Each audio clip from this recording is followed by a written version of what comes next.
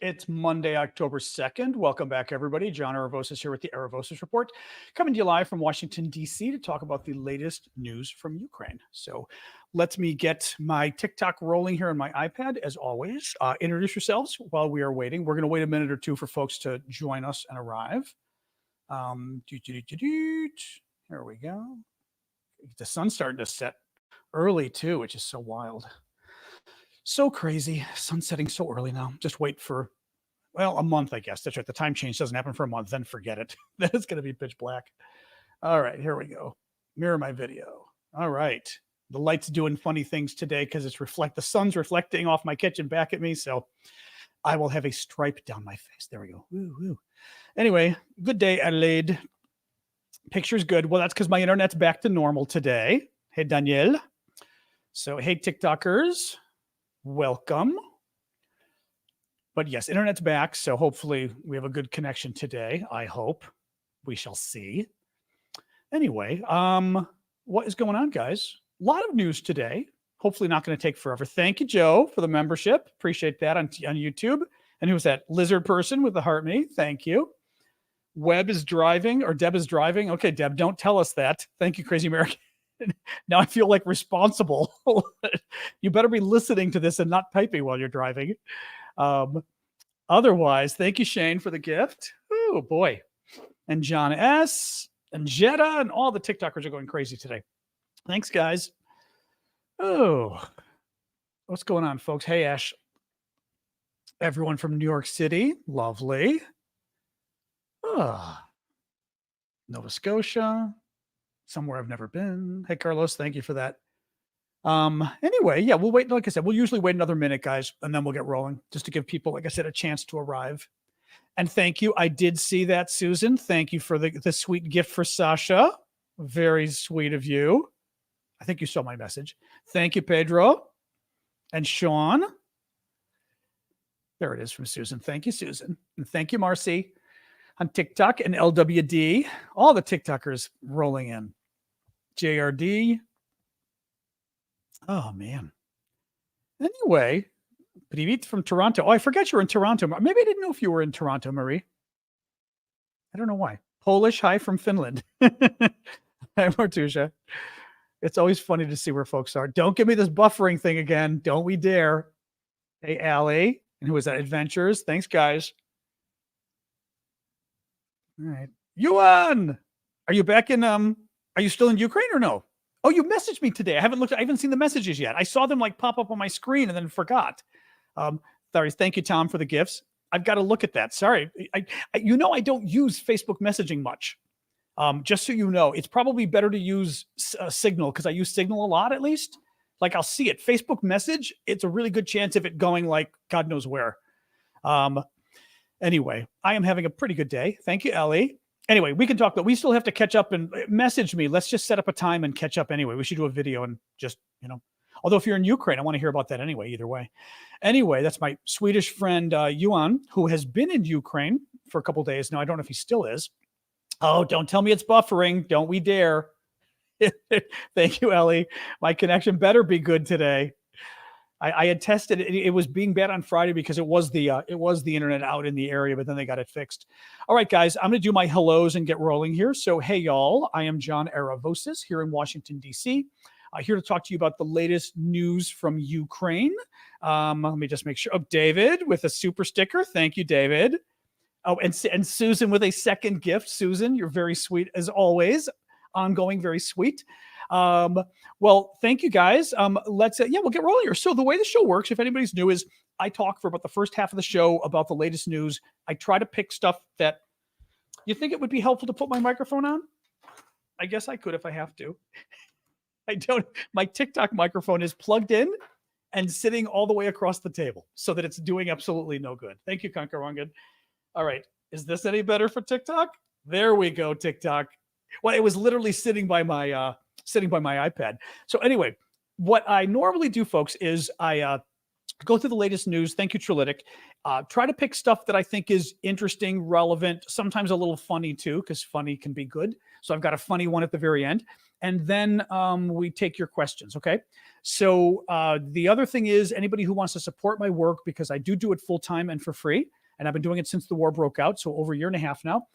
I literally pay the bills with your guys' gifts and your guys' donations and your memberships and all of that. So please do keep the gifts coming. That's why I sort of hit you up on them, because you have made it possible for me to keep doing this work for a year and a half now. So thank you for that. Let's get rolling. Yeah. So today is day 585 of Vladimir Putin's 3-day special military operation. As you guys may know, the shutdown of the U.S. government was averted on Saturday. A couple different things happening, right? So thank you, Kim.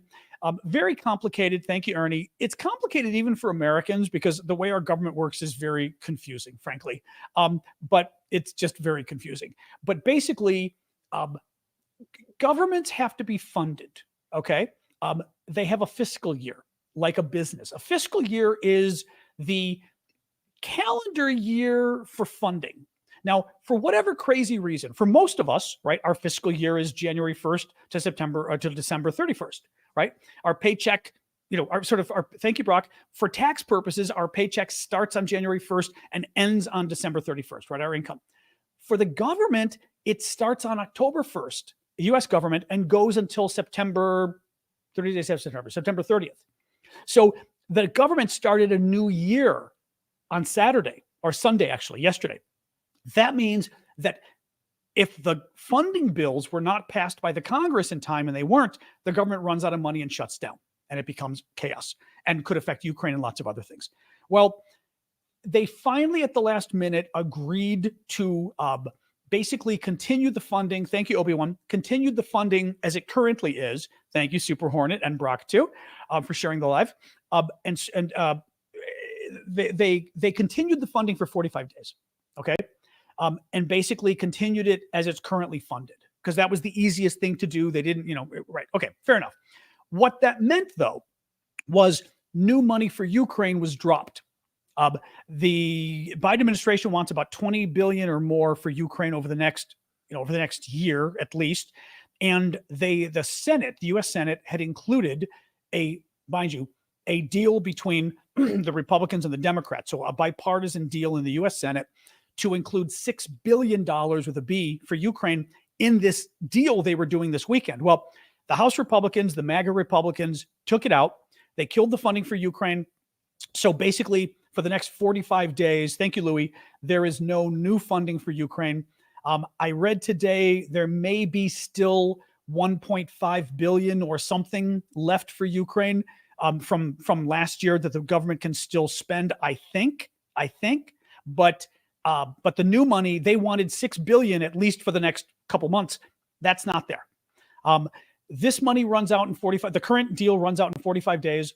That puts us to around the middle of November. And it's going to be chaos again. And it's going to be a big battle. I don't know what's going to happen with Ukraine. I think for my tastes, as somebody in Washington, I used to work in Congress. I worked in the U.S. Senate. So the House always confuses me a little, the House of Representatives, because the rules are totally different. I worked in the U.S. Senate. It's not good that this was dropped. Now, you could argue, here's one thing you could argue, okay? You could argue that, look, the bill that was passed to continue funding for 45 days, right, had to be clean. It had to be a bill that nothing extra was added on. Because, thank you, Louis, for the gift, by the way, that nothing extra was added on, because that's the easiest way to do it, is neither Democrats nor Republicans get anything extra, right? We just continue funding for 45 days while we kick the can down the road and continue negotiating, right? So you could look at it that way and say, right, Ukraine funding was simply not included because nothing extra was included, right? We just continued the funding as we're currently doing. What worries me about that is that's true, but it's not entirely true. Even the Republicans in the Senate had agreed to put Ukraine funding in. It was the House Republicans who, I would honestly say, their number one priority seems to be killing aid to Ukraine, which is really sick.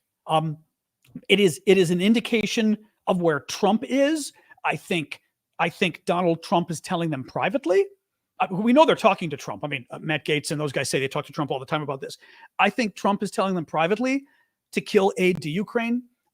You've got to remember that the way Trump approaches issues, and unfortunately the way the MAGA wing of the Republican Party now approaches issues is anything supported by a Democrat has to be killed.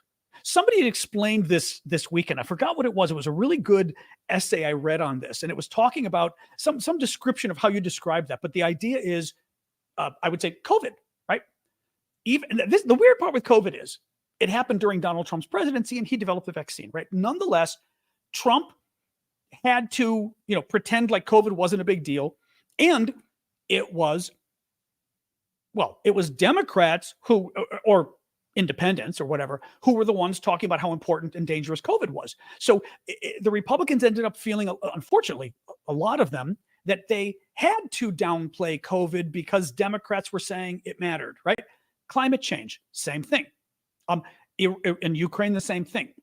The perception is this is Joe Biden's, thank you, Nicola, this is Joe Biden's big cause, right? Helping the Ukrainians. Therefore, if it's Joe Biden's big cause, Republicans should be opposed to it, and Republicans should destroy it. Because if you can hurt Ukraine, then you can make it look like Biden lost Ukraine, even though it's kind of funny because they're siding with Russia anyway. It's a mess, guys. All I can say is I am very worried about what's going to happen with funding for Ukraine. The Senate Republicans are clearly on board. That will help a lot, right? Mitch McConnell, Lindsey Graham, a lot of the big names of the Republicans in the U.S. Senate are totally on board with funding Ukraine. That will help a lot. But, they're not on board in the House, and the Republicans control the House of Representatives. As I've said before, too, the final thing is, you're not going to see Joe Biden make a big push for this. I mean, maybe someday, but it's been a year and a half now. Friend of mine, David Frum, who's a big conservative, but now disliked by many conservatives because David is one of those people who came out against Trump and came out sort of against the crazies in the Republican Party. But David said this weekend, he tweeted about something I thought was very interesting. And he said, Biden knew that all of this was coming up. He knew the Republicans were taking charge. He knew the polls were going south, in America for support for Ukraine. Why didn't he just front end a lot of the weapons and the aid just early on, right? Just to get it all to Ukraine. Thank you, Darian. I don't know, but he's not making a big push to explain to the American people why Ukraine matters. And I've talked about this before, but I think it's the most important aspect of this. And he's not senile. That's not the issue. He's not. Biden's old. Biden's old, and he looks old and he acts old. Absolutely. Senile, he's obviously not senile. Thank you, Ava, for the gift there. The problem with Biden, this is the thing, and this is actually a bigger problem. The problem with Biden and Ukraine isn't that he's senile or old or crazy or whatever, right? Thank you, Grace. The problem is he knows exactly what he's doing. Biden has been convinced by his advisors that if Putin loses this war, Putin could use his nukes and go crazy. So Putin cannot lose this war. Remember Biden said at the beginning, wasn't it Biden himself that said this? That I'm wagging my toothpick at you. I had a toothpick on the table. I'm playing with it. I told you guys, I kept one of the Ukrainian glasses, one of the Ukrainian shot glasses I kept for myself, and I'm using it as my toothpick holder. So I grabbed a toothpick and I'm talking with it. But Biden had said months ago, like last year, that we need to give Putin an off-ramp, right? That we had to make sure that Putin was able to save face and leave this battle with some kind of victory, with this war. And a lot of us were going, why? Because I guarantee you, Joe Biden thinks Putin's going to go nuclear if he doesn't win something here. And that means that Biden doesn't want to give speeches about how important the war is. Again, I've worked in Washington for 40 years. I've worked in a lot of government and related to government positions. And this is just my gut feeling, but I think I'm right on this. Biden is worried that if he says thank you, Succeed, if he tells the truth about Putin and Russia and talks about how bad they are, if he talks about how important it is for Ukraine to win this war, how dangerous it is for Russia to win this war, right? He's afraid that he won't be able to then push a compromise at the end, which frankly, I guarantee you Biden wants to give Crimea to the Russians. He's not going to say it publicly. I think he absolutely wants to. He can't he's afraid that if he demonizes Russia now and says Ukraine has to win, they have to get all their land back, how later on does he say Ukraine needs to give some of its land back for peace? He can't say it if he says now Ukraine needs to get every piece of land, because if they don't, Russia will be emboldened and be very dangerous, right? Because then if he pushes for Ukraine to give up their land, he's going to be emboldening Russia, which he just said was very dangerous. I'm telling you, this is exactly what's going on. It's anyway, very upsetting. Also very upsetting, Elon Musk. Elon Musk, I did a long video on TikTok today. Elon Musk is being an idiot again. I'm not even going to show it because I'm so pissed off at him. He thought it would be fun. Now, Elon, first of all, was posting a lot of really weird stuff last night on Twitter. Posting pictures of dogs' genitals. I mean, just classic Elon, childish, weird stuff. But he also published a picture of Zelensky, a fake picture of Zelensky. And he said, it was said something like, thank you, adventurers, said something like, this is your face when you've gone 5 minutes without asking for another $1 billion. It was mocking Zelensky for asking us for help and saying he's asking for too much help, right? And he doesn't appreciate it. It's really, there's no reason to do this. I mean, I think he's got psychological issues. I think he's a narcissist. I think he's insecure as hell. I also think he's emotionally stunted. He's a 12-year-old boy, which is why he makes boob jokes and, he made jokes about dogs' genitals last night. No adult man in his position would do that. Elon would, because he's a child.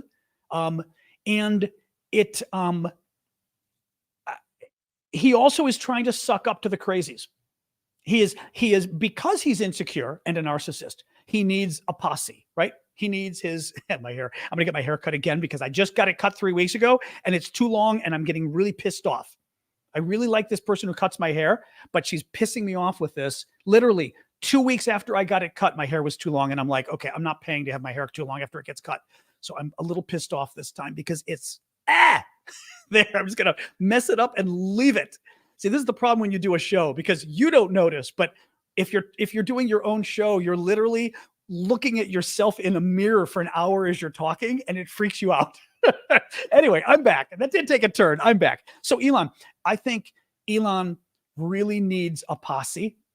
He really needs people who love him. And he has decided, thank you, Marie and Lizard Person, he has decided that those people are the extreme right in America. Thank you, Scott.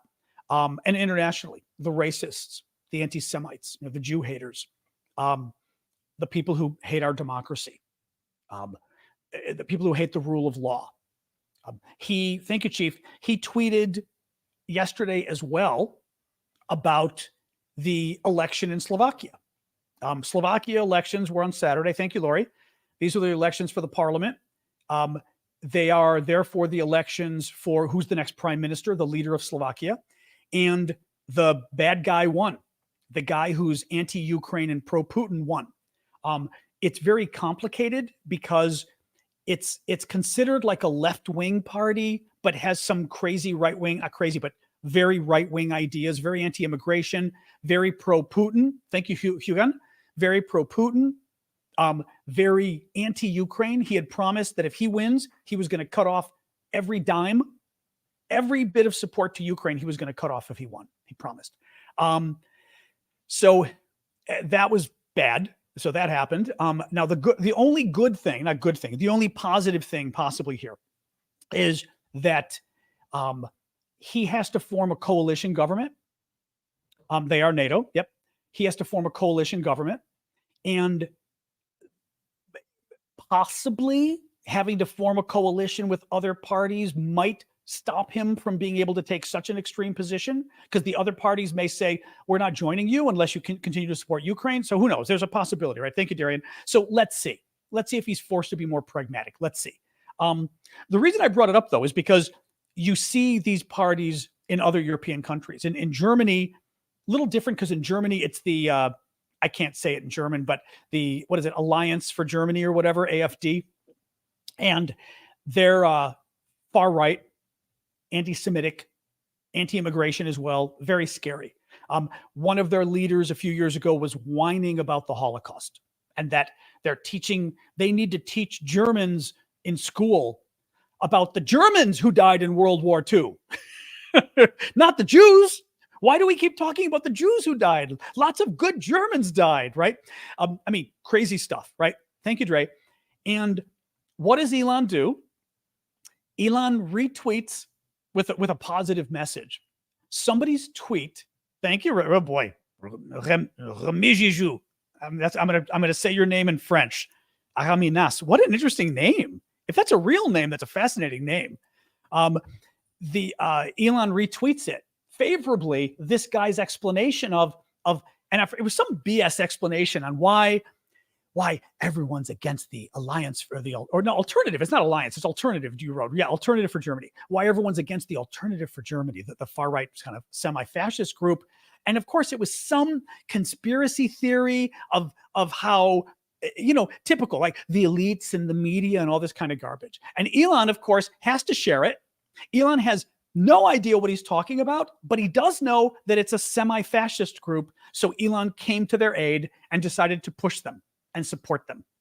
I mean, this guy has got a lot of money and a lot of psychological problems, I think, both. And it's really scary. It's really scary. European foreign ministers met in Kyiv today. Like 24 of the 27 European foreign ministers were there, which is very cool. So they were meeting. Ukraine received its first set of refurbished Leopard tanks from Poland today.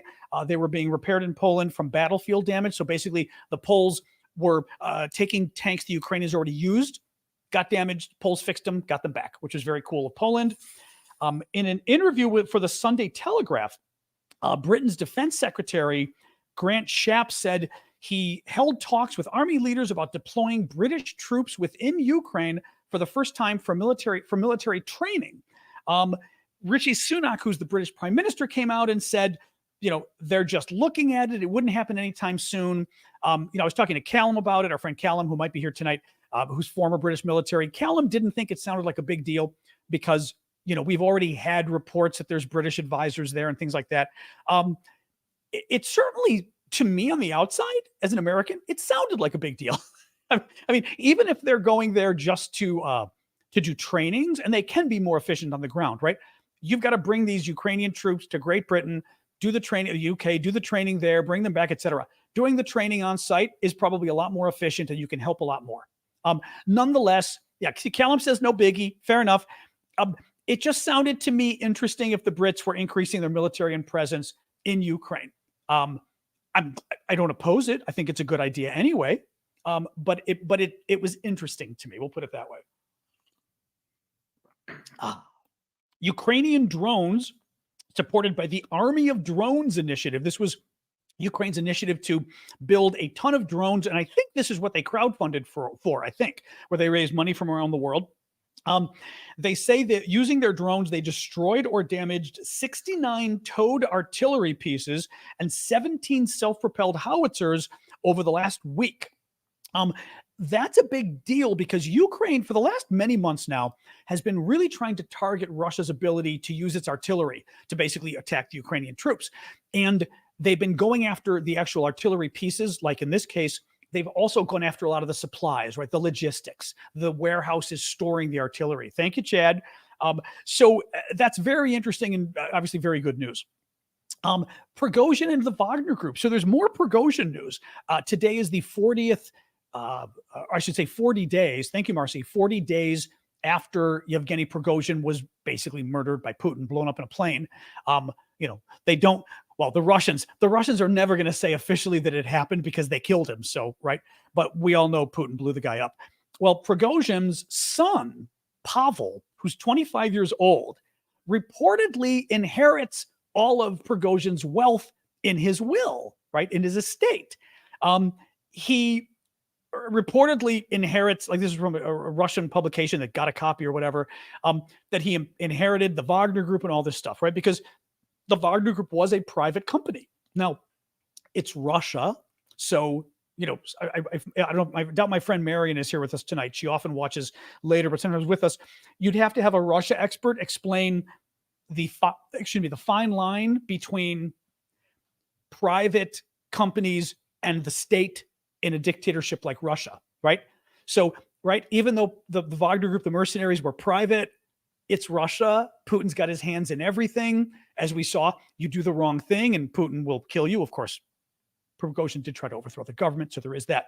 In any case, his son is negotiating with the Russian National Guard, the Rosguard. I can never pronounce this word because it's got funny lettering.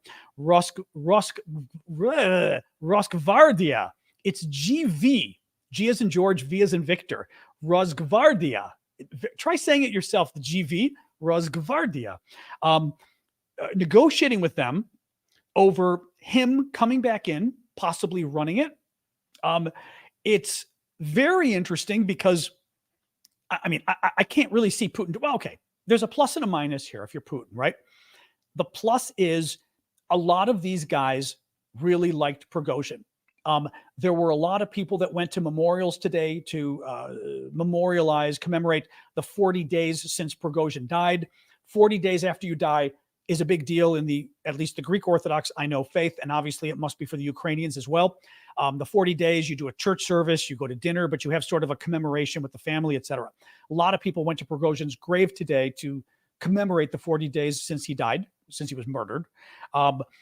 And having a Prigozhin running it certainly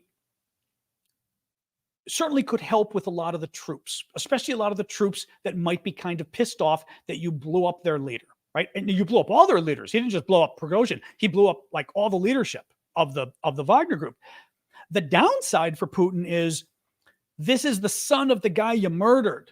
You're really going to trust the son of the guy you murdered with taking over the military group, the same military group that tried to overthrow you 3 months ago, right? I mean, if I were Putin, if I were Putin, if Putin were Putin, he'd have this kid killed. I'm surprised Putin's let this kid survive. This kid would have to be such a turncoat to do anything sufficient for Putin to trust him, as far as I'm concerned. It's very weird, very weird. Anyway, this was a funny little story too. Then I've got two stories at the end, but the two stories at the end are kind of big stories, so we'll be talking about them for a bit. But thank you, Brandy, for the membership. Some OSINT investigators, like basically people who just look at free information that's out there, publicly available information. Think of Big Hawk satellite photos, things like this, discovered that the Russians are painting images of planes on the airfields at some of their air bases to try to make it look like they're airplanes that would be bombed, right? So in other words, to put decoys out there for the Ukrainians to hit that aren't actually airplanes, they're drawing pictures of airplanes. Well, I've saw some of the pictures.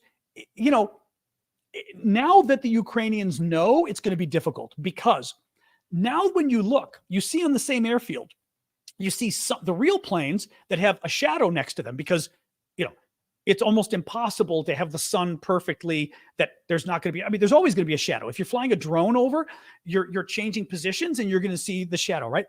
Well, the painted airplane has no shadow and you can tell when you look at it. And now that the Ukrainians know, they know what to look for. It's kind of, but the one thing that was funny, actually, they didn't just draw the airplanes, they drew the fake tires on top of the planes. Remember last week or the week before, we found out that the Russians were putting like truck tires on their planes to somehow thwart the attack in some way, or to bounce a bomb or bounce a drone off or whatever it was. And they're actually painting the tires on the planes as well, which was smart, actually. They could try to paint shadows. The problem is if you paint a shadow and you're flying with a drone and every other shadow is changing, but one doesn't, then that doesn't work too. Oh, that's funny.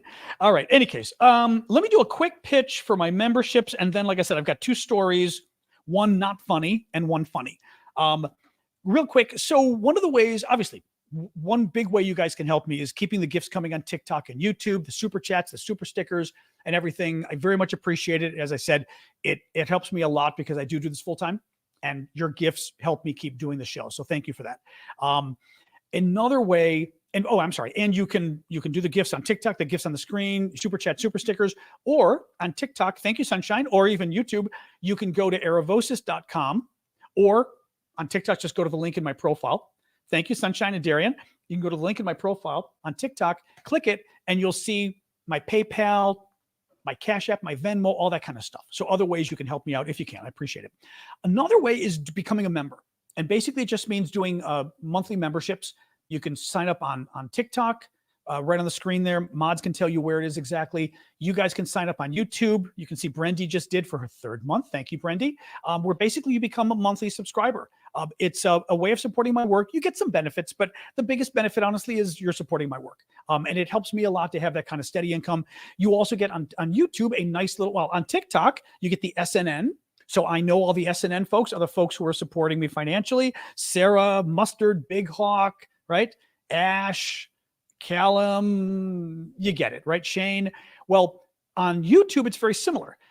The monthly subscribers' names are green. So Carlos, Brendy, Dark Irish, Laka. I'm not going to go through all of you, but I'm scrolling back. Those are all the folks who are the very generous monthly subscribers. Or you got folks like Carl, who just did a super sticker. Thank you, Carl, for that. Very generous of you as well. So lots of different ways you can help. If you can, I'd appreciate it. So thank you. All right, back to work. So the scary story, quick sip of water, and the scary story, and then the funny story. Okay, and then we'll do questions.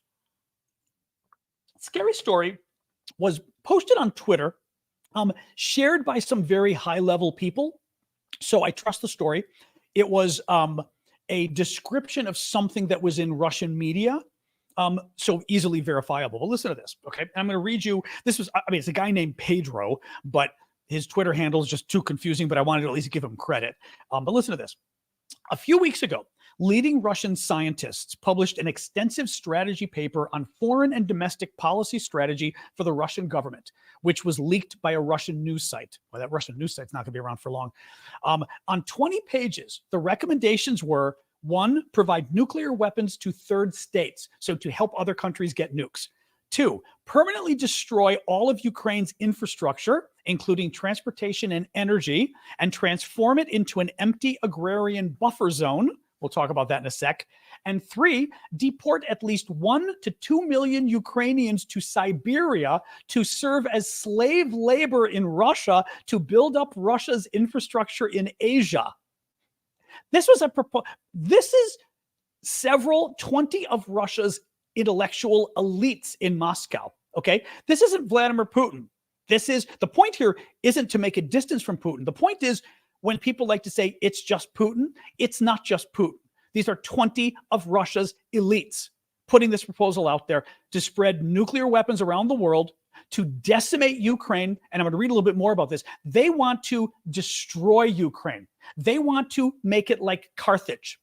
Who was it? Was it the Romans? I'm guessing the Greeks? Who was it with Carthage? I'm already forgetting who did Carthage. Who did the salt on the ground with Carthage? I'm already forgetting now. Where you literally destroy Ukraine. They are proposing to destroy. Rome did it to Carthage. Okay, there you go. They are proposing to destroy all the roads in Ukraine, all the highways, all the trains, so that Ukrainians are trapped where they live, to destroy all the businesses, all the commerce, all the electricity, the infrastructure, everything. Because the goal is to make Ukraine an agrarian society today. And by an agrarian society, it means a farm country, like a country 100 years ago that simply relies on farming, or frankly, a poor African country, perhaps, that only relies on farming and doesn't have much of an economy. That's what they want to do that's the proposal of what they do to Ukraine. And part of the idea is this way, the West won't even be interested in Ukraine anymore, because it'll be so poor and so destitute that we won't even want to help it. And we won't want it to become part of NATO. But as I said, because part of this idea is that Russia finally admits that it will never be friends with the West, Russia needs to accept itself as an Asian country. And in order to do it, it needs to build up its infrastructure in Asia. And that's why Russia has to kidnap 2 million Ukrainians and ship them off to Eastern Siberia to work as slave laborers. 1 to 2 million, folks. 1 to 2 millions. I mean, is this insane? Absolutely insane. Absolutely insane. It's not just insane. It is. It's Nazi. I mean, it is. When we talk about genocide, this is literally genocide. Literally genocide. I mean, listen to this real quick. This is the same guy. Oh, he did say, actually, one more point he made. He said, to end the war they had also had a suggestion for ending the war in Ukraine. To end the war in Ukraine, the report suggests more credible threats. So, meaning not additional, but meaning the threats need to be more credible. The threats need to be made more true. Okay. Of preemptive nuclear strikes on Western countries that continue to supply weapons to Ukraine. So, listen to this, right? They want Russia to make a more credible threat that they're going to nuke the West first if we don't stop helping Ukraine. Now, I've got a little bit more to read about this. Well, let me read a little bit more. This same guy, a few months ago, had written in an earlier paper that preemptive meaning Russia does it first with no justification. They just nuke us and go, haha, right? So preemptive nuclear strikes on Poland, for example, should be carried out immediately to give the Russian nuclear threats more credibility. He assessed the likelihood of a NATO response to be low.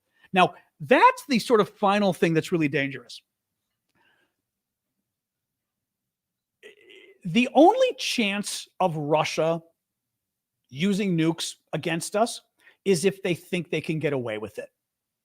That's the way, if they think they can get away with it. That's how I think the Russians would use nukes. If they think that our resolve isn't there, if they think, that basically we would be so worried about getting into war with Russia that we'd even tolerate them nuking Poland, which is a NATO member, right? I don't think I don't know what we would do, to be honest. Thank you, Bradley. I got to tell you, I was trying to think of this today, and I'm really not sure what we would do. I mean, if Russia were to nuke Poland, what would we do? We're going to nuke Russia back? I doubt it. I really doubt it. If they nuke Poland once, are we going to really nuke Poland back? No. Now, I do think it means we'd probably have to go to war against Russia. That would happen. I mean, what you're going to get happening here is, I think, then it becomes kind of like World War I, right? Where the Poles get nuked and then the Baltic states immediately declare war on Russia, right? I'm trying to think what would be interesting is who else in NATO. Actually, the UK might declare war on Russia right away, right? I mean, you'd get a few countries that would declare war, and then it puts the US in a really bad situation because now allies like Britain are at war with Russia, and we will always defend Great Britain, right? Allies like the Baltic states. But what worries me is it gets very complicated. I don't know. I mean, I don't know. I don't know what would happen, but this is the danger. And I take us back to the beginning of the show. This is the danger I have with all of the talk of, oh, Russia has nuclear weapons. We've got to be nice to them. We've got to give them an out. They've got to have an off ramp. We can't go to war with a country that has nukes. That's too dangerous, right? That it makes Putin think, you know what? They're afraid of going to war with me. And if I'm Putin, okay, and I think Biden is terrified of going to war with me because he thinks any war with me, Russia, is going to lead to nukes. I would therefore be willing to do almost anything because I know that Biden's terrified of going to war with me. So he might respond, but anyway, it's very scary. But I will say too, this is why a lot of us never liked Russia to start with before the war and don't like it now. And I mean Russia as in Russia as a foreign policy, Russia as a country on the international stage. We knew who these guys were before. We knew who they were before. We know who they are. We know who they are now. and this is who they are. Now, the last funny story that actually was very funny. This was from Forbes. The Ukrainian army has captured a lot of Russian tanks, right? And they've gotten especially T-72B3 tanks. They've got like 200 of them. Now, this is a tank that the Ukrainians actually don't have a lot of experience with, okay? And one of the Ukrainian tankers, thank you, Paul, for the super sticker. One of the Ukrainian tankers was having, meaning a guy driving a tank, was having problems with the tank. There are a lot of issues. They were having the electrical turret rotation mechanism kept screwing up. Thank you, Jerry. Forcing the crew to rotate the turret by hand. It was leaking. I'm trying to look here. There was a couple other things. It was a compressor. Yeah, the compressors weren't working, and the tank had been spewing oil. So he thought, and I've got the video, but I mean, it's in Russian. I mean, it's in Ukrainian or Russian. Even I didn't understand it, but you can understand enough just watching it, what he's doing. Thank you, Cheryl. And this Ukrainian soldier has his friend video him, and he's in his Ukrainian uniform. He's in front of the Ukrainian flag, and he calls tech support in Russia for the tank. They got the number for the Russian military tech support, and he calls the tech support, and he's talking to the first guy for like 5, 8 minutes, 10 minutes. I don't even know how long it was. And the guy's trying to help him, being very helpful, says he's going to pass his concern along to the engineers because this sounds really serious, and suggests he talks to, I think, to the director, who's the guy at the next higher level because he can help. So the Ukrainian soldier gets on the line with the director, has a good conversation with him, and the director finally says it would be easier for them to keep communicating via WhatsApp, which is, a social media program that the Ukrainians and the Russians really like.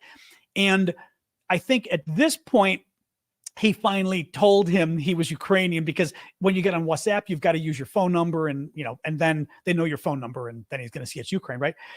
All I did get at the very end of the call, you see the Ukrainian guy talking to the Ukrainian soldier, and he finally says, Slava Ukraini, glory to Ukraine, which is their slogan they always say. And you hear the Russian say a few things, and he hangs up. Well, the people who understand Russian said you hear the other guy basically laughing on the other line and then hanging up. So he knew it was the Ukrainians, and he thought it was funny that they were doing this, which, I mean, it is funny they were doing this, but if I were a Russian, I wouldn't want to be caught on video laughing about, the Ukrainians calling and trying to get information. But anyway, it was very funny. The video, as I said, somebody's got to translate it. Thank you, Suzanne. Someone's got to translate it, just because, like, you can, just watching it, you get the sense knowing what's going on. But it was so damn funny. Yeah, it's on YouTube. I forget. It's again, if you can Google Forbes and type in like Ukrainian tank Russia technical support, like, or Ukraine Russia technical support, something like that. I've got to say, well, yeah, I can look for the YouTube and put the YouTube link there, at least on Discord. Yeah, I can do that. Anyway, all right. So that is it for the news today. As always, we've got our auctions this week. I will show you guys a couple of the auction items, because the auction items are very cool. They're cool stuff from Ukraine. They are used to support my work and also to support the Ukrainians. 50% of our auctions, we send the money back to Ukraine. This week, sent over $400 back. And the other half of the money goes to support my work, because I do this full time. So it helps me a lot too. So just to show you guys a few of the things we're auctioning off this week that are very cool. Got a very cool hand-painted, thank you, Chazak, hand-painted, I guess you were saying this is a tote. It basically reminds me of a grocery bag, right, that you'd carry to get groceries, but it's hand-painted by this woman, who this artist in Ukraine. And I just think it's absolutely beautiful. I mean, sorry, I could show you guys. Oops. I'll show you first, but you can see. Now, the interesting thing is this is a cuckoo. It is not a peacock. And I totally thought it was a peacock, but it's a cuckoo, because there's history of cuckoos in Ukraine and what they signify. Another cool thing, we have the very last sweatshirt. This is a sweatshirt that my friend Vlad in Ukraine made for the volunteers who have been making the camouflage nets for the Ukrainian military. One of the things we've been raising money for has been buying the materials for camouflage nets for the military. They're working with this nonprofit, this charity NGO that we've been working with called Harkovu Mir, and we've been raising money for Harkovu Mir and their volunteers to make camouflage nets. In any case, This is nice. Vlad, for the volunteers, made sweatshirts to thank them for their work. This is the last sweatshirt we've got. It's beautiful. Made in Ukraine, 100% cotton. I guess Vlad said made in Ukraine. He goes, of course. Made in Ukraine, 100% cotton. Very thick, actually. It says Harkovo Mir on the front, which is, show you guys, which is the charity. So Kharkiv, peace in Kharkiv. And then says it in English, peace to Kharkiv on the bottom. But one sleeve is blue. The rest of it's yellow. Inside the hood is blue. So it's the Ukrainian flag colors. It is, I will tell you, it is an incredibly thick, warm sweatshirt. I mean, it's, I don't know any of you who got the other sweatshirts that are there. This is a large. It is the last one we've got. It fits like an American large, I would say. But it's the last one I've got. It's it. But somebody else who bought one or who got one of the auctions can tell you how good it is. They're wonderful sweatshirts. A couple more things. Ukrainian little Christmas ornament put out by the post office. It's a fridge magnet, but also an ornament. It says Happy Holidays in Ukrainian on the bottom. Shows a Christmas star out in the snow. Out in the snow, very pretty. Oh, this is cool. I forgot about this. This is neat because it is a formerly Russian military belt, probably from the 1980s or 1990s, that was turned into a Ukrainian one by the Ukrainians. They basically took the Russian belt, which if you look at the back, you can see it's a star, right? There was a star in there. You see the top, it almost looks like a Star Trek communicator there. There you go. Right? Or Star Trek. But you see there was a star in there. This is brass. The front of it, the star is gone. But if you look closely, you can see the little tips of the wings of the star, right? They basically buffed out the star and put a Ukrainian symbol in the middle, which I think is just wonderful. So it's pretty cool because it's kind of Ukrainian folk art. It's also a Ukrainian military kind of FU to the Russians. Anyway, very cool little belt, all brass. Very nice patina, by the way, I will say, because I try to look for stuff. When you're buying brass, you want stuff that has a really nice color to it. So that's very cool. I've got since the auction ends on Wednesday, so that's why I'm going to take a little time to show you guys a lot of them. Very nice plaque of Patron, the mind-sniffing dog. This is sort of a collection of the various stamps in one plaque. Hangs up or it can go on a desk, but very pretty and very cute for anybody who likes dogs and pets. Couple more. I'm not going to show you this. Actually, I have a very cool candle. It is made from like a rocket-propelled grenade shell. What's left over, American, used by the Ukrainians in Bakhmut. It's American. American, used by the Ukrainians in Bakhmut, and they took the remainder of the shell and made a candle out of it. It's really cool. As Callum says, 40 millimeter NATO standard. Now, Callum, would you call it a rocket-propelled grenade, or what would you call it? Because he was showing me pictures, and it was the kind of thing you fire, but I don't know if all of that's a rocket-propelled grenade or whether RPGs are a very specific thing. Sorry, just asking Callum really quick so we can get up on our military education here. Not really. Okay, Callum says not really. I'm going to call it one because it's fired. See, Brian's saying it is. Callum was just in the British military, though. That's the only reason I'm saying that. A tube-launched grenade. Okay, it's a tube-launched grenade. Fair enough. But the point is, it's one of these grenades that you launch from your shoulder, and they made a candle out of it. It says Bakhmut on it. It's very cool. But I don't want to show you because TikTok and YouTube, it's, even though it's a former weapon, it's a weapon, right? All right, Brian's in the U.S. military. All right, Brian. All right, Brian, I'm going to let you and Callum fight it out. Brian disagrees with you, Callum. I got to side with my Americans here. The couple other little things, beautiful leather bag. This is really nice. This is a leather bag that is, again, a tote, I guess you guys were saying it's called.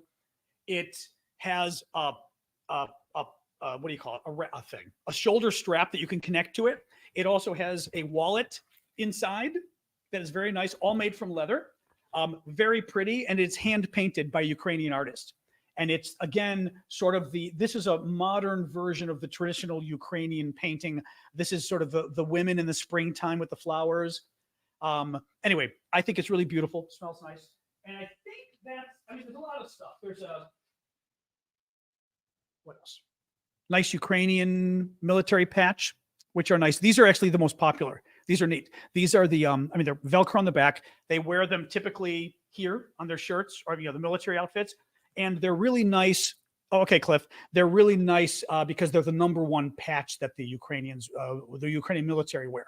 Zelensky, everyone's got them. So this is very cool from Ukraine. I think that's probably good for now. I'm not going to show you more. I've sort of much showed you a lot of it, but we've got a lot of cool stuff.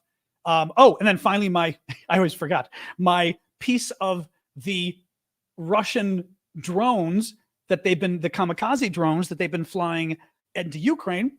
And one of the pieces that crashed, and I've got a huge piece of it. You guys can see, it back there. I'm going to say on YouTube, it's that. And you guys, I just don't feel like getting it right now. It's the triangle. Okay, there it is. The triangle right here. You see the big triangle? It's this whole thing here.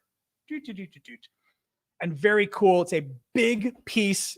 All right, Susan. It's a big piece of the Russian kamikaze drone that the Ukrainians were able to get. Oop, there's the map. There's the map for Susan. Thank you, Susan. And I see, anyway, that's it for the auction stuff. I see there's a question from Cliff hiding back here. One second, Cliffy. Here we go. All right. With your experience in State Department Foreign Affairs, I'm sure you know how we can aid resupply Ukraine through back channels in the next 45 days. True or not? I mean, the thing you've got to be careful with is, and I mean, I don't necessarily know that. You know what I mean? I mean, that's what do you call it? Requisition, not requisition. You know what I mean? Funding. I mean, not funding. That's that. What do you call it in military terms? Like when you, not requisition, but you know what I mean? That's buying and moving parts and stuff and all that kind of stuff. That's way over my head. What worries me about that is you've got to be very legal when you do it. They cannot spend money they don't have. That would be literally illegal. Logistics. I guess it's logistics. Yeah. Acquisition may be the word I was looking for. Acquisition. Yeah. Acquisition more than procurement. There's my word. I mean, procurement actually is what I mean, where, you're kind of buying stuff in a way and you've got to do it legally. And I don't know. Thank you, Timothy. Clearly the administration will try to look for other ways to help. But they've got to be careful.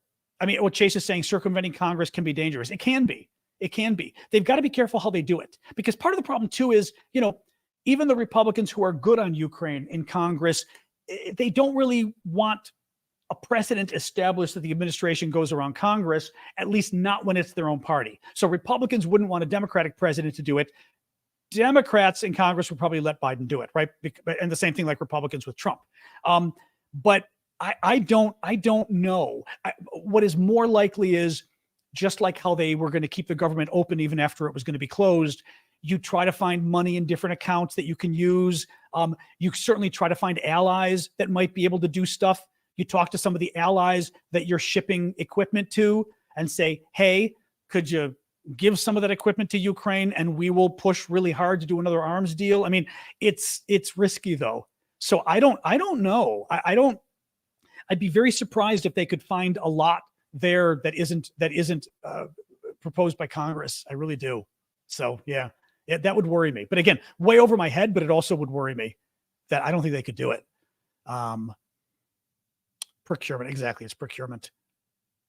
Import export controls. Oh God, I don't know. I mean, I'm sure, but they know what they're doing. Paul and Cliff, thank you. And Susan. Anyway, let's do Q&A, guys. What do we got? What's the deal with the huge, massive munitions in Poland right now? Poland is worried about Russia, and I think understandably, they're buying a lot. Aren't they buying like 200 HIMARS or something? They're buying like a lot of stuff. I don't know what was in the 6 billion. That's a good question. My suspicion on the 6 billion is, so basically Biden was trying to get 6 billion added into this temporary deal to continue the government for 6 weeks. 6 billion for Ukraine. I don't know how much of it was defined or how much of it was up to the Pentagon, right? So I don't know. I mean, it's, for example, it's possible. I don't know. Let me rephrase this. it's possible, for example, that the money was provided to buy new equipment when to replace any equipment given to Ukraine, right? So that way you're not telling the president what he has to spend it on, but you are telling him you can't just buy new weapon systems, right? You can give American weapon systems to Ukraine and you will use this to buy new weapon systems of the same kind. So we're just supporting our military in the same way. But I don't know whether Biden's, if somebody can Google maybe while we're talking, whether Biden's $6 billion that he was proposing had anything specific. I'm not convinced it does though, because think about it too. With all of the military aid we give Ukraine, right? It's based on monies that Congress has appropriated and authorized for Biden to spend, but we never know what Biden is going to give Ukraine until he gives it, right?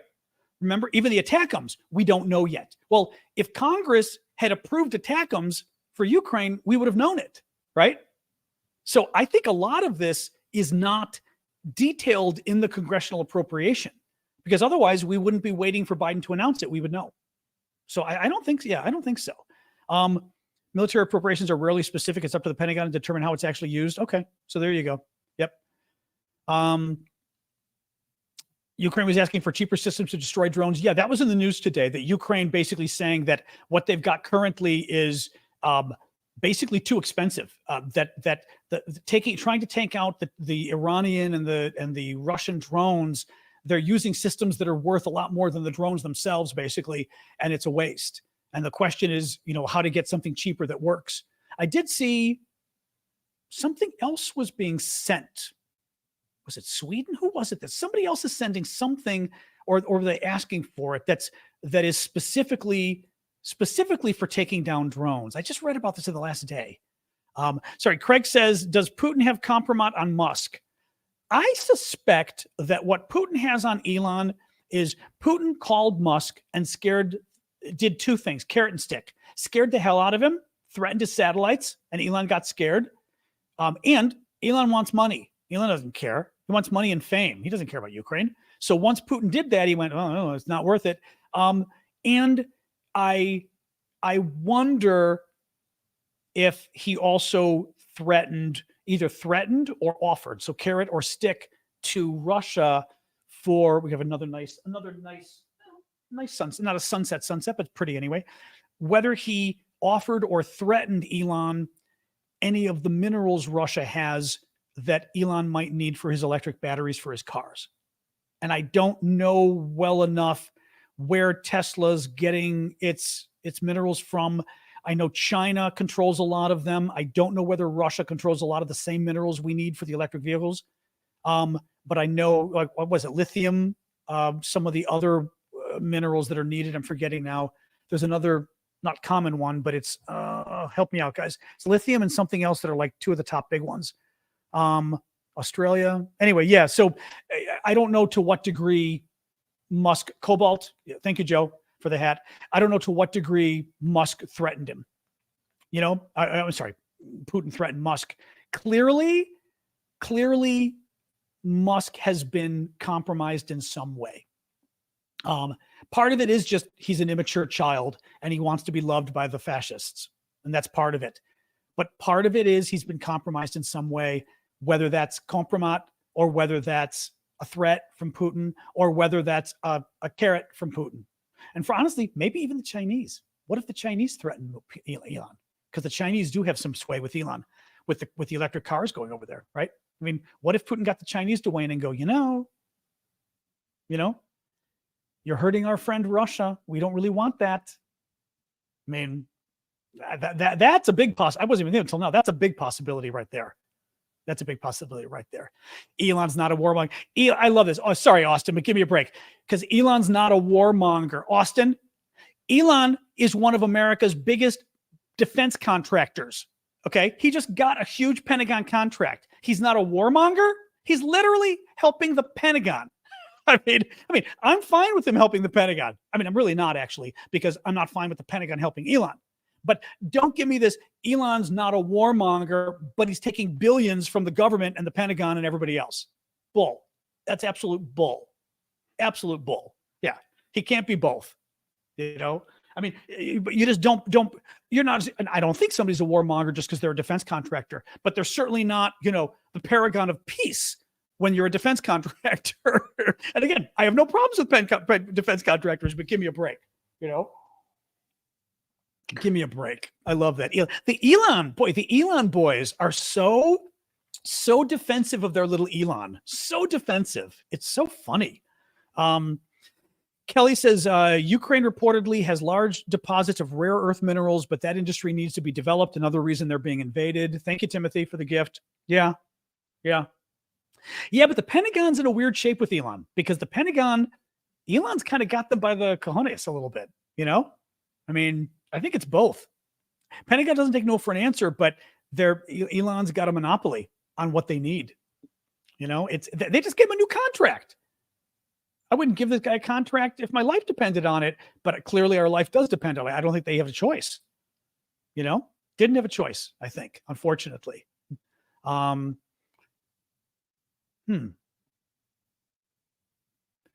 else, guys? What else? Yep. The lithium, I know for sure. Yep. Your town just got $2 billion in defense, £2 billion in defense contract. Well, good for you.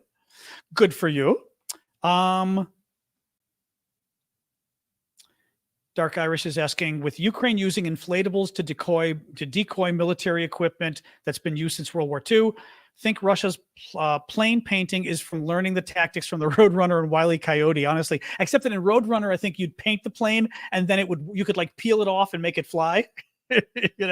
Who knows? I mean, why isn't Elon facing charges for what he did to Ukraine? The problem is it may not be illegal.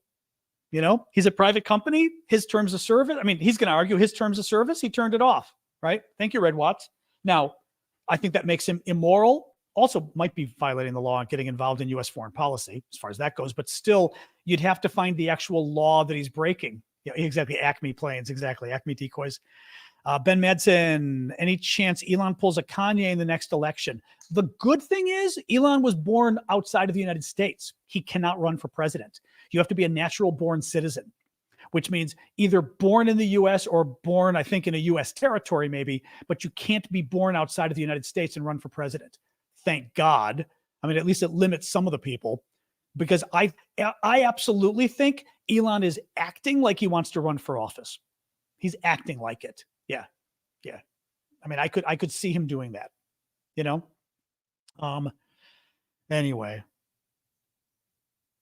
What else? What else, guys? Other questions, other issues? Do you think Biden will give seriously now the advanced weapons needed? He's been wasting valuable time. I mean, they need to get the ATACMS. Reportedly, they're coming, so we hope. The tanks, some of them have arrived. They need more. The F-16. I mean, I just don't know. I don't know, guys. I mean, the problem is Biden. We've talked about this before. Biden doesn't want Ukraine to win. He wants Ukraine to not lose. He wants Ukraine to not lose because that would be bad. And he wants Russia to not lose because that would be bad. He thinks if Russia loses, it's going to be living hell, right? Putin's going to go crazy, use his nukes. So he's really wanting Ukraine to get some of its land back, but not all. I'm telling you, I think Biden does not want Ukraine to get Crimea. He thinks Putin will go crazy. And therefore, he doesn't want to give Ukraine enough to get Crimea. That's what he's doing. So he's not gonna do more. He doesn't want to do more. He doesn't want to do more. It's bad. Boris Johnson was born in New York. I forgot about that. Wasn't his mother American or father? One of them was American. Yeah, I totally forgot about that. No, I'm thinking Winston Churchill. Although maybe Johnson's were too. Wasn't Churchill? Churchill had an American in his family. He's the one I'm thinking of. Did Johnson too? I'm forgetting about that. Do I want a nuclear war? No. Do you want one? If you don't, then stop sucking up to people who are promoting nuclear wars. Thank you, Super Hornet. His father was a diplomat. Was there a Saturday show? Nope, because my internet died on Saturday. Friday, it was dead. It died Friday night, and then Saturday was still a disaster. Yeah. And then finally it came back Saturday night. So sorry about that. I think a nuclear, the problem is nuclear wars are, nuclear wars, you don't know how far they're going to go, right? I mean, any nuke use is a little scary. Bigger nuke use, even scarier. And where does it stop? And the guy that used nukes, if you use one back, does he use another one? I mean, it's a dangerous threshold is the concern, obviously. Churchill lived in Dublin, age 2 to 4. Now we're getting the whole Churchill background. Kelly, Ben Wallace says that Crimea is the linchpin in Ukraine's defense. I think it is, but I think the Brits are fine with the Ukrainians getting Crimea back, and I think the Brits are fine with Ukraine winning the war, and they've said so. The Americans, I always say this. Everybody who says stop criticizing Biden, find me Biden's quote where he or anybody in his administration has called for Ukraine to win the war, has called for Ukraine to get all of its territory back, has called for Russia to lose the war. You will not find any of those three statements from any American officials. You will find them from European officials. You will find them from British officials even. You will not find them from American officials. Anyway. What else, guys? What else? Oh, I'm going to yawn at you. Oh, boy. Yeah, I mean, there's concerns about corruption. Nathan says, any concerns about Ukrainian corruption, but we should help them. Sure. There was a Politico story today, except I think the story was a bit bent out of shape because it wasn't quite clear what it meant. The story was Biden administration more worried about Ukrainian corruption than they're saying publicly. And that some memo was leaked or something where the Biden administration is putting a lot of pressure on Ukraine to clean up corruption in the country. And they were worried about corruption before the war. I mean, the irony here is that, the MAGA Republicans and the extreme left, right? The folks that are anti-Ukraine claim Ukraine's corrupt, right? They're all corrupt. They're stealing our weapons, But at the same time, the big scandal they accuse Biden of, all this impeachment and all this BS, is Biden, God, I don't even know how to explain this. It's just a crazy story. But what they're upset about is that Biden, at the request of President Obama, in agreement with all of our European allies, in agreement with the World Bank, in agreement with the International Monetary Fund, the IMF, Biden went and told the Ukrainians, you need to get rid of this corrupt prosecutor you've got, or we're not going to be helping you. The whole world, the whole civilized world was on board that this prosecutor was corrupt as hell. Okay? All of Europe, America, the World Bank and the IMF. And Obama tasked it for Biden to be the one that dealt with it. Because this prosecutor previously had investigated the company Burisma that Biden's son was on the board or whatever, the Republicans are trying to say that Biden got the prosecutor fired because his son wanted the prosecutor fired. When no, Obama, U.S. policy, all of Europe, and the IMF and the World Bank all demanded this prosecutor be fired, right? But so the problem you got if you're the Republicans going after Biden now is, or I should say the anti-Ukraine folks, is Ukraine corrupt as hell and we shouldn't give them weapons? Or is it ridiculous to suggest that Biden would want to have this prosecutor fired for corruption because Ukraine doesn't have a corruption problem, right? Which one is it? But in any case, what bothered me about the Politico story that said that the Biden administration is more worried about corruption than they're saying publicly is I'm more worried about corruption than I'm saying publicly. I'm not worried that everything's getting stolen. I'm worried that any corruption in Ukraine will be used by the bad guys to kill aid to Ukraine, right? That the MAGA Republicans and the extreme left are going to any example they can find of corruption. They're going to use it to say we shouldn't be helping Ukraine. So therefore, I myself would be putting a lot of pressure on Ukraine privately to say, you need to make sure every bit of corruption you see, you immediately tackle, right? But publicly, would I keep complaining about corruption? No, because if Biden keeps claiming publicly, Ukraine's really corrupt, they need to fix this, they're so corrupt, no one's going to give them weapons, right? I mean, right? Think about it. People are going to go, you want us to give money to some country that every day you say is corrupt, right? I mean, right? It's crazy. Let's say, okay, what's your question, Ward? Let's say Ukraine gets all the support they need now. Okay, I assume you've got a second thing you're going to quote. You're going to type there. That's not true. The UN report, that's not even vaguely true. I remember that UN report. Ukraine's way down the list, and Russia's higher up on the list than Ukraine for corruption, actually. Right, Ward, there wasn't a question there. I'm assuming you have like a follow-up to that. No, it's not. Christopher, that's a lie. Actually, Christopher's putting lies too about Ukraine claiming all the weapons were stolen or whatever.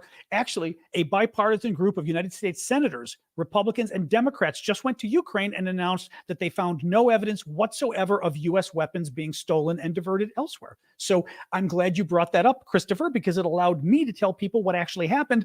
And by the way, these are Republicans who were saying this, not just Democrats. So there you go. Russian nuclear tests, I don't particularly care. I mean, nuclear tests were a nice way of of keeping our nuclear programs from expanding, I think, from, doing more things. But we've got enough nukes to take the Russians out, and they've got enough nukes to take us out. They have to scare us. It's the only way they're going to help themselves, is scaring us to stop helping Ukraine. And they've done it with the MAGA guys. They've done it with the extreme left. And the only way they're going to do it is nuclear, and keep talking about nukes. When in the end, as we said, they're never going to use nukes because we've got nukes and we'd nuke them back. And the Brits, especially, like you guys said, would probably nuke them before we would. They're just not going to do it. Just not going to do it.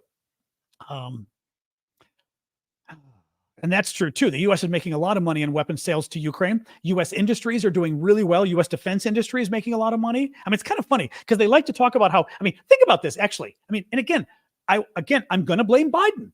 I'm going to blame Biden for this because he does not make a single argument in defense of Ukraine. He just doesn't do it. The MAGA Republicans, the other Republicans have been very good on Ukraine, but the MAGA Republicans are terrible on Ukraine. And again, talk about how we should be spending money on America and our economy and all this kind of stuff. Well, actually, we are spending money on America because where do you think those weapons are coming from? They're coming from American defense contractors. Either we are building new weapons for Ukraine, or we're giving Ukraine our weapons, and then we are building more weapons to replace the ones for ourselves. Either way, that's money going to American companies, American employees. It's making Americans richer. The other thing is, look at World War II, right? We became the arsenal of democracy, we call ourselves. But basically, World War II was, I'm not an economist, so I'm not going to speak too much on this, but I know enough of my history that World War II was a big deal for finally getting America out of the Depression, like for real. Like, remember the Depression, we sort of were coming out and we went back in at the end of the decade, into the 30s. The Depression got us out, and really, not Depression, World War II, it put America on the map economically as well. You could argue that war is never good. You could argue that war can be very good economically. Okay.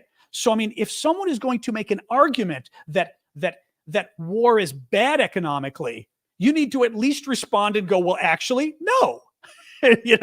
Actually, we'd be spending a lot of money on American companies. It would be, and showing the world that they should buy American products and they should buy American technology, because our stuff, unlike the Chinese stuff, our stuff actually works longer than a day, and unlike the Russian stuff, our weapons actually work. But we don't, because God forbid we ever actually defend Ukraine and explain why it's important to help Ukraine. No, he really doesn't. I really don't. I get it, guys, but it just drives me crazy. Biden does not make any kind of explanation for why we're there helping Ukraine. And he should have made an economic one. He really should have. He should have, this is great for the American economy. Not why we're there, but if the bad guys are going to say it's bad for the American economy, let's tell the truth. It's great. And by the way, which districts are even getting it? I'd have a list of the Republican districts where these defense contractors are. Democrats too, but basically who's being helped. Thank you, Tomcat. I am worried about the West sort of waning support for Ukraine. Yes, America, certainly. Slovakia is a pain, but they're small. Hungary's a pain. They're small. Thank you, Hobbsy. The Brits did come out today. The British defense minister, came out and said the UK will continue to support Ukraine regardless of what happens elsewhere, which I thought was interesting. Which is good. I mean, he's basically saying, even, and honestly, I think Europe doesn't have a choice but to step up with this. They really don't have a choice. They're going to have to. They're going to have to fill the gap if America drops. But it's really bad if we drop out, because also, if you're China, this is great. What's going on? The Americans clearly don't have it in them. That the political problems in America right now, thank you, Cami, mean the Americans won't stay long term in defending Taiwan. And let me put it this way: there's at least a good argument to be made based on what's happening in Ukraine that the Americans don't have the stomach for a fight with a nuclear power. That we'll help Taiwan in the beginning, but that's it, right? I just think it's incredibly dangerous, and once again, it makes war with China more likely. I had to get him. It made war with China more likely because the Chinese will look at it and say, the Americans are getting cold feet on Ukraine. All we have to do is invade China, give them a year and a half, and they'll get tired. And this is why I said, like with Putin, this kind of stuff actually causes more wars to happen because the Chinese think we're a pushover and they can get their dream of getting Taiwan back. Really scary. Really scary.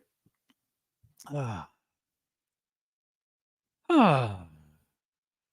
no, I think Europe doesn't. I don't think Europe does have a choice because the Russians get Ukraine, and Poland's on the border. Oh, you're all on the border. I mean, I'll show you the other map here. Oops. But I mean, you've got Ukraine here. The Russians take Ukraine. They're on the border with Romania, Hungary, Slovakia, Poland, all 4 NATO countries. Moldova, not a NATO country, but EU, I guess. It's bad. I mean, it's very bad. These guys, Poland is really not going to be happy. Hungary is going to be ecstatic. Slovakia and Romania probably, Slovakia, who knows what that idiot's going to do. Romania, not so happy. But it's scary. Yeah. What else, guys? You are throwing questions up, so I'm happy to stay a little bit since you do have questions. So,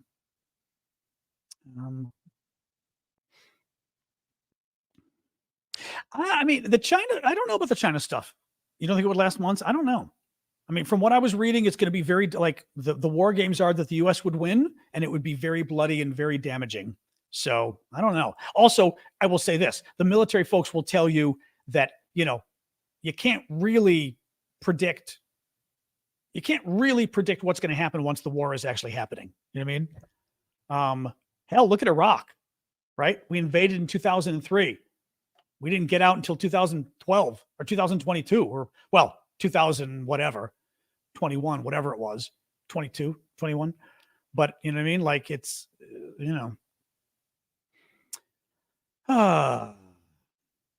North Korea will continue to help Russia. There's no reason they shouldn't, you know what I mean?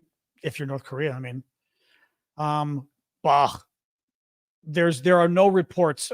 There are no reports of Ukrainian soldiers surrendering. There aren't any. Yeah, no, that's clearly disinformation because there are literally no reports of it. Biden got a new Joint Chief of Staff. He did, Chairman of the Joint Chiefs. Yep, he got the new guy who was the head of the Army, and now is his new Chairman of the Joint Chiefs, top military advisor at the Pentagon. We'll see how he is on Ukraine. We don't know. Again, their advice to him is private, so I mean, who knows?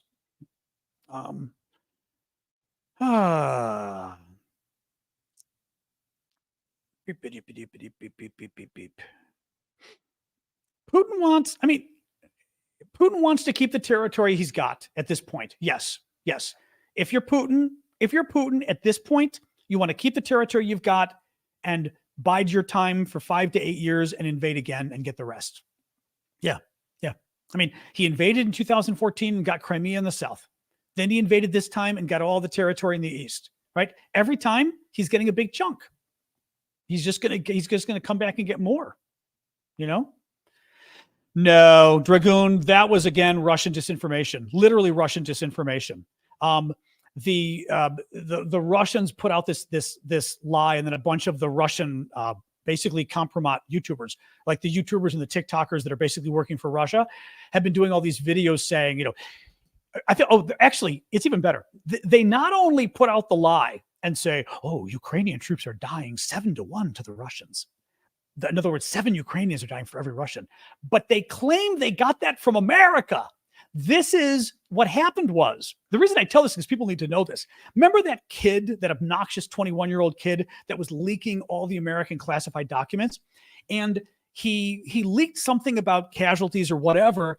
And the pro-Russian Twitter, I think it was the woman who did it, the pro-Russian YouTube people went and faked a number of his documents. And one of the things they faked was claiming that the document said 7 Ukrainian troops die for every Russian. In fact, it was like the opposite. It was, I forget if it was 4 Russians to every 2 Ukrainians, something like that. But yeah, that literally is a Russian disinformation campaign is what you're citing. So if you're for real, you saw it from an account that was pushing literally a Russian disinformation account. Yeah, not even close to, just not. And again, we know exactly where it came from because they lied about the memos that were leaked, and faked it. It was the opposite. It was the opposite. It was definitely many Russians to every Ukrainian. I don't remember if it was 7-1 or not, though. Let me pull, now I want to pull this up. Hold on. Oops, new tab. Let me pull this up. Number of Russians dying per Ukrainian. Let's see if there's anything actually here on this. One sec here. Nope. How many Russians have died? We know, but I don't know if we know. Well, we don't know. I mean, everything is, Oh,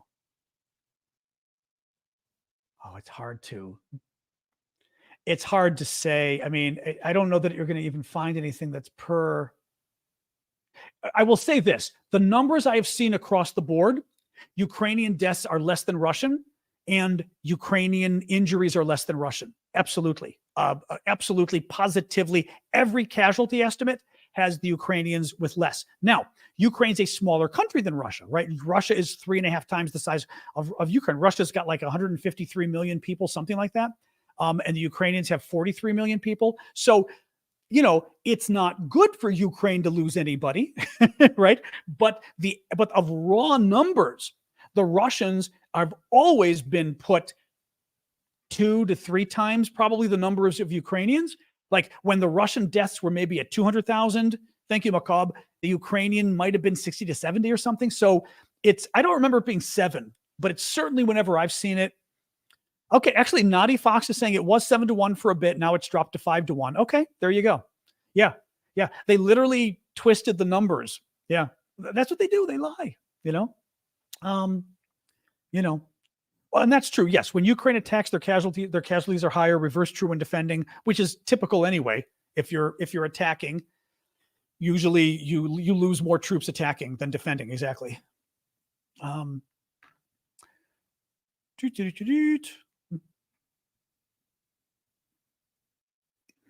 I'm just looking at the comments here. No, that's just raw numbers. 3-1 normally attacking, Callum says. So that's normally. What about Canada? I don't know. What's up with Canada? I've not been following anything specific with Canada lately and Ukraine. Their name doesn't come up a lot. I mean, you guys have been really helpful with weapons and things, but I just don't see much in the news about hiccups about Canada. So I don't know. Well, Canada and India, we know about that. Yeah. Yeah, around Bakhmut, that's what we heard. I remember that now. You're right. Around Bakhmut, we were hearing that the Russians were dying 7-1 to the Ukrainians. The Russians were just sending their guys to be butchered. No, clearly the Ukrainians have definitely had a lot of deaths and injuries. I mean, let's not downplay that. There've been a lot, probably more than we know. But the Russians, whew. Also, because think about it too. The Ukrainians actually care about their troops. The Russians don't care. I mean, the Russians took those prisoners that they used and just sent them as literal cannon fodder. They just sent them running across at the Ukrainians to be killed because they figured if enough of them go, they'll finally get closer and closer. And the Ukrainians would never do that. The Russians were just like, die. So, no big surprise. United Nations involved? Not really. Not really.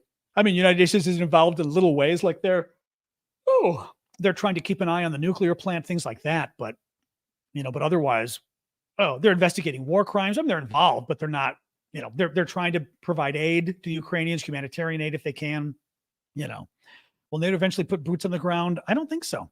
I think Russia was going to have to do something like, biological, nuclear, or chemical attack for NATO to get involved. I think so. All right. I'm going to do a quick summary, guys, and sign off. We're at an hour and a half, and I can feel my voice getting a little dry. So let's do that. And then we'll be back tomorrow, 6 p.m. Eastern time, US, as always. It's day 585 of Putin's 3-day special military operation. The shutdown was averted to the U.S. government this weekend, but they did take out any of the Ukraine monies. The issue will be revisited again in 45 days. Elon Musk was mocking Zelensky last night for asking for aid. A lot of people were not happy. European foreign ministers are meeting in Kyiv today. Ukraine received its first set of refurbished Leopard tanks that the Poles took. Basically, a lot of countries gave tanks to Ukraine. Ukraine used them. Tanks got damaged. The Poles are repairing them and now is sending them back to Ukraine. Slovakian elections happened this weekend and a pro-Putin candidate won, but he's got to form a coalition government. So there's still a possibility that he reins in his anti-Ukraine-ness, but we'll see. Thank you, Sean, once the coalition, comes into play. The British Defense Secretary said this weekend that Brits were talking about sending military advisors or more of them to Ukraine to do training there. We don't really know if that matters or not. Difference of opinion on that. Ukrainian drones in the last week reportedly damaged or destroyed 69 towed artillery pieces and 17 self-propelled howitzers of the Russians. Yevgeny Prigozhin's 25-year-old son, Pavel, is in negotiations with the Russian government to try to take over the Wagner group. Russia was observed painting decoy planes on its airfields to try to trick the Ukrainian drones. Russian elites in a recent paper that was released publicly or was leaked publicly, a number of Russian elites, talking heads, big sort of thinkers in society, are proposing that basically Ukraine be wiped off the map, turned into an agrarian society where all technology has been destroyed, all roads have been destroyed, all infrastructure, electricity, power, everything, and 2 million Ukrainians kidnapped and brought to eastern Siberia to work as slave labor for the Russians. That was lovely. And finally, I told a very funny story of some Ukrainian military guys who had a Russian tank that they captured. It was having a lot of repair, problems, maintenance problems. So they called the Russian repair hotline. They got the number for it for the Russian military tank builder and talked to the guys on the phone to get advice. And the guy actually gave him a higher up to give him advice. And finally, by the end of the phone call, they let them know they were Ukrainians, but it was very funny. So, all right, guys, that is it for today. Thank you all very much for coming. I'll be back tomorrow night, 6 p.m. Eastern time. So join us again tomorrow. And I think it's about it. Thank you for the gifts. Thank you, mods, as always, for your work. Most importantly, I'm going to yawn at you. That's not most important. But most importantly, thank you for showing up, guys. I do appreciate it. Hanging in there. The news isn't always good, but, hopefully things will keep moving forward. So we can hope. I've got some leftover tortellini for dinner, so I'm going to be having that tonight. So good enough. Well, with some homemade pesto, so it's pretty good. It's pretty good. All right, guys, have a good night. I will see you guys. Maybe tomorrow we'll do Discord because it's already been a half hour over. All right, we'll do tomorrow. All right, guys, remember to check out the discord.aravosis.com for the auctions. The auctions end Wednesday, including very cool Russian drone part. Check it out. All right, guys, have a good night.